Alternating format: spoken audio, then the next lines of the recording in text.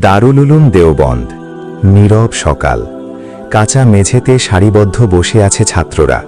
সামনে বসে আছেন এক আলোকিত মানুষ, হযরত মাওলানা কাসেম নানুতুবি রাহিমাহুল্লাহ। তার কণ্ঠে কুরআন হাদিসের আলো, চোখে গভীর চিন্তার ছাপ। দর্স চলছিল গভীর মনোযোগে।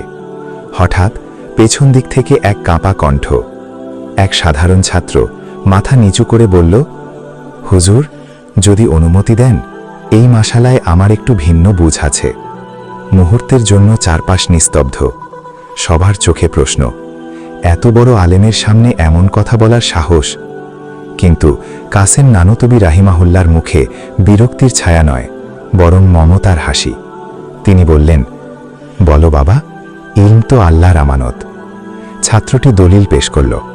হুজুর নীরবে কিতাব খুললেন, পাতা উল্টালেন, চোখে গভীর মনোযোগ। কিছুক্ষণ পর তিনি ধীরে মাথা তুললেন। তারপর এমন একটি কথা বললেন যা আজও দেওবন্দের দেয়ালে প্রতিধ্বনিত হয়, আমি এখানে ভুল বলেছিলাম, হক এই ছেলেটির কথাতেই আছে। এক মুহূর্তে ছাত্রদের চোখ ভিজে উঠল। শিক্ষকের আসনে বসে থাকা এক পাহাড় সম মানুষ নিজেকে ছোট করে সত্যকে বড় করে তুললেন। তিনি নরম কণ্ঠে আরও বললেন, যে নিজের ভুল মানতে পারে না, সে কখনো আল্লাহর ইলমের খাদেম হতে পারে না। সেদিন কোনো শুধু মাসালা শিখেনি ছাত্ররা, সেদিন তারা শিখেছিল আখলাক, বিনয় আর আল্লাহ ভীতির জীবন্ত দৃষ্টান্ত। হৃদয়ের শিক্ষা। ইলম বড় নয়, ইলমের সঙ্গে থাকা বিনয়ই মানুষকে বড় করে।